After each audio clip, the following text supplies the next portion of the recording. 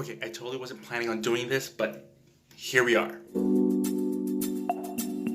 So it is close to the end of the year 2020. I've already surpassed my reading goal for this year, so I'm just kind of chill, but I also at the same time want to still continue reading pretty consistently. I try to read at least 50 pages a day, and there have been a lot of hyped books this 2020 that I've been dying to read, one of which is The House in the Cerulean Sea. I'm not sure if that's how you pronounce it. Maybe it is. I might be wrong. And the other one is The Invisible Life of Addie LaRue. And then there's Rhythm of War by Brandon Sanderson. So among those three, obviously I can't read Rhythm of War because I still haven't read any more Sanderson books than Steelheart. I've been wanting to read The Invisible Life of Addie LaRue, but for some reason I've been seeing more negative reviews lately, so I'm a little nervous. And then last week, just as I was finishing up reading a self-help book, Think and Grow Rich, which again, self-help really isn't my thing, but I decided to read it because it was a popular self-help book and I wanted to explore more books outside of the genres that I usually read. And I absolutely hated Think and Grow Rich. You can check out my Goodreads for my review of that book. So I needed something to basically just cure me again from this book. Because I mean, if you like self-help and if you love Think and Grow Rich, that's your taste. It's definitely not mine. I know there's a lot of, I guess, better fitting self-help books for me out there. Wow, that was a lot of words. But anyway, it wasn't for me, and I needed something to just make me feel better and just not let me get into a reading slump. Wow, I have trouble talking. And then I'm in this group on Facebook, and someone posted a picture of the house in the Cerulean Sea, and I was reminded of how beautiful, absolutely stunning the cover is. You can see it right here. Oh my goodness, just the colors and the lettering. Oh my, wow. And I was like, man, this is the book. And I've read so many reviews, positive reviews about it. There's literally only one person I follow that has given a negative review of it, but that person is not someone that I find similar tastes with anyway. But this book has been hyped so much that I just wanted to get into it, and then immediately after, I was just like, okay, I'm gonna read The House in the Cerulean Sea, and oh my golly, I am, according to Goodreads, 20% of the way in, and first of all, the writing is just, whew, it's just absolutely perfect. It's straightforward, but also has a light sense of humor. Like, I don't even know how to describe it. It's as if a friend was talking to you and was just making, I guess, a lot of side sarcastic comments. And those comments you like immediately get. Because sometimes when writers try to be funny, you have to like think for about a minute, especially if you're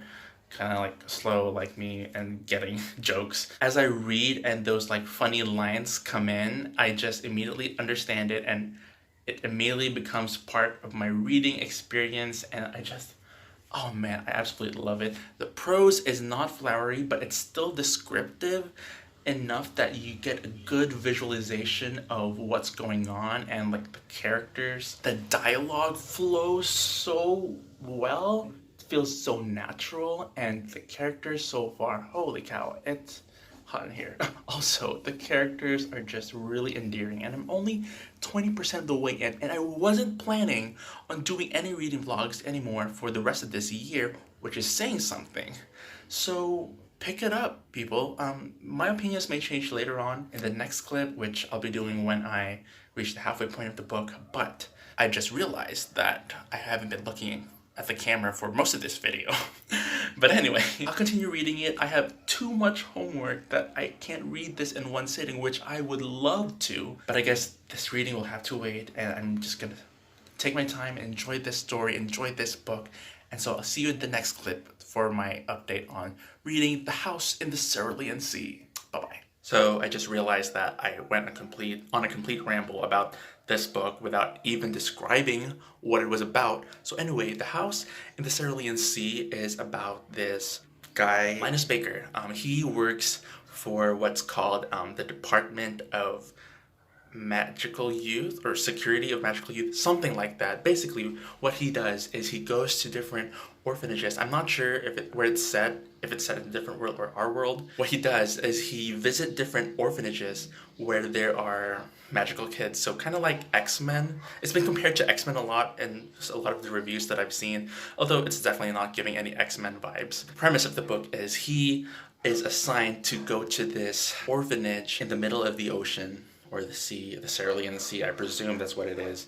Kind of check on how things are going there in that orphanage, because apparently the caretaker of the kids there has kind of gone rogue, I guess, and the people in the upper management is what they call them, extremely upper management, they want him to check on what's going on in that orphanage, if they are still, I guess, following protocol and things like that.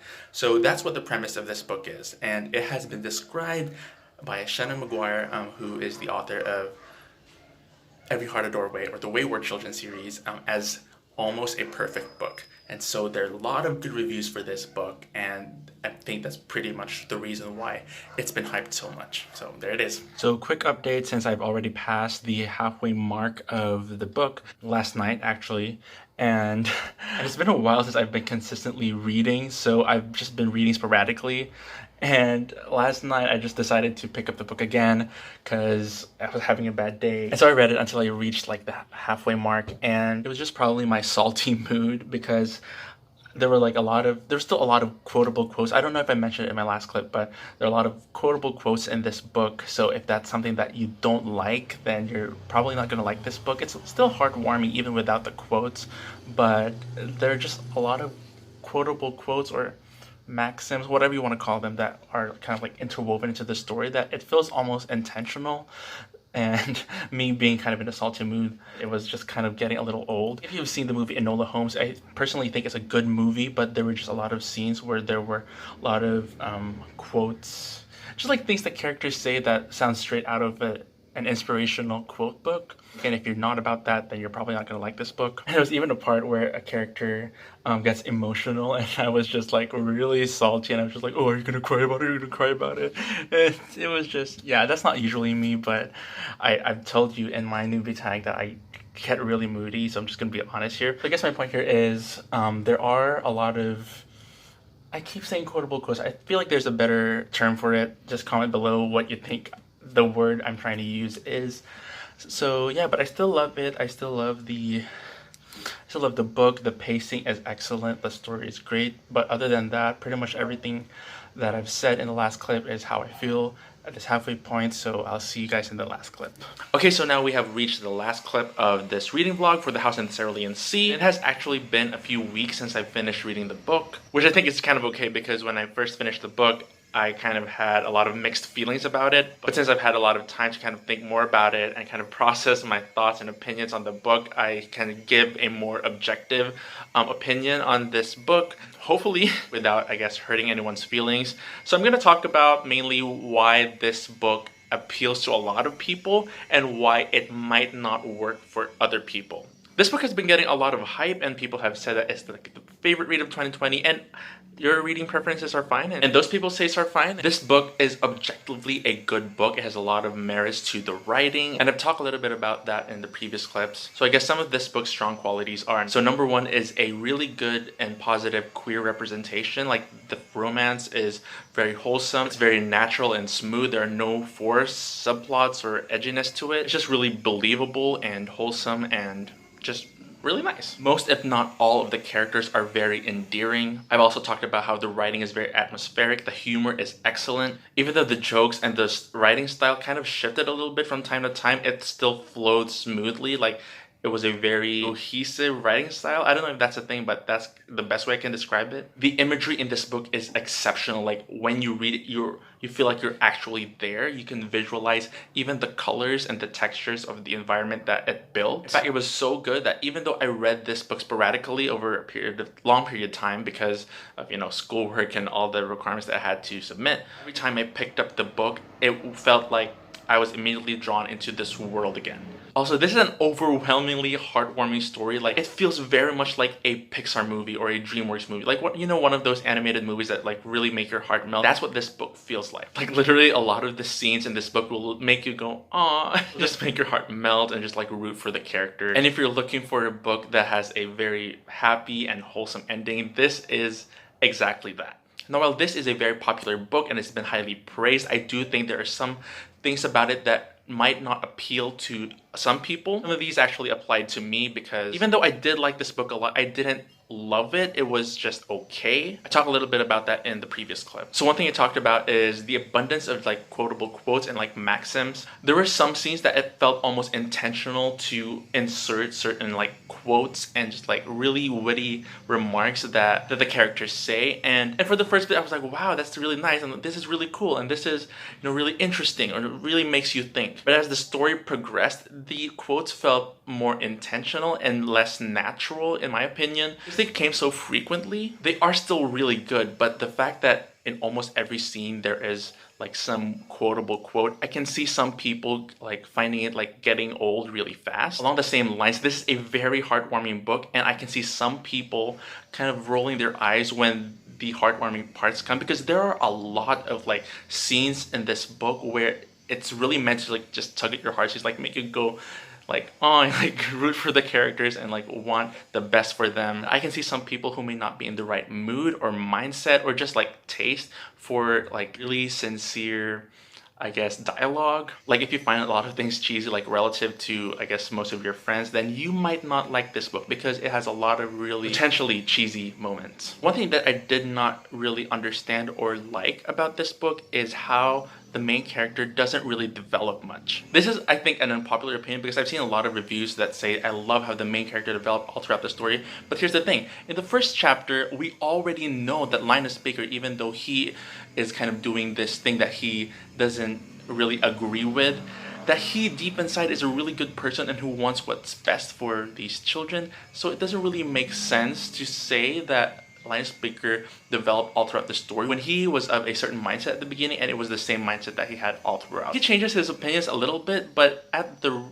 core of his character, he was the same person. I also thought that we might have benefited if we knew more about Linus Baker's backstory, because there seems to be kind of a lack of motivation for how this main character works. Like, one of his main characteristics is that he is really uptight and strict and stern, but we don't really see why exactly. Like, we know that at the core of his character he's a good person, but we don't really see why he's so strict and uptight. It's kind of hinted that he grew up in a really stern household, so that's kind of his upbringing. But when you think of it, if you were raised in a really strict and stern household, don't you want to have a little more liberation when you're a grown-up and actually not choose a line of work that is really uptight and strict? I didn't really understand that part of the story. And then finally, I did think that the resolution to this book was a little bit of a plot convenience. Like in the climax, the main character speaks to like his higher-ups, and this really passionate discussion that goes on. And we actually see that these people don't agree with him, and they just like think he's like ridiculous and they hate him. But for some odd reason, the resolution plays out. Like, he gets what he wants, like we get the happy ending that we were expecting, but we don't really see how we got to that point, like what changed these people's minds. Overall, I did really enjoy this book. I love the story, I love the characters so much. Like, I love Lucy and Chauncey and Sal. They're just really precious. But I do think that it may not appeal to some readers, at least. If you're looking for a cozy read that will just melt your heart, then this might be the book for you. But if you are the type of reader who doesn't really like, you know, very heartfelt stories, or if you're more of like the thriller and mystery solving kind of reader, then this might not be the book for you, because this is a very, I feel like a very casual winter or evening or rainy day read. So those are my final thoughts on The House in the Cerulean Sea. I ended up rating it 4 stars because it was still really good. I feel like I just had a lot of like higher expectations for it because it was so hyped. Be sure to chat more with me in the comments about what your thoughts are on this book. If you think you're gonna pick it up, or if you have read it, what do you think about my opinions or my takes on this book? Please forget to subscribe so that you can do it later, and have a great day.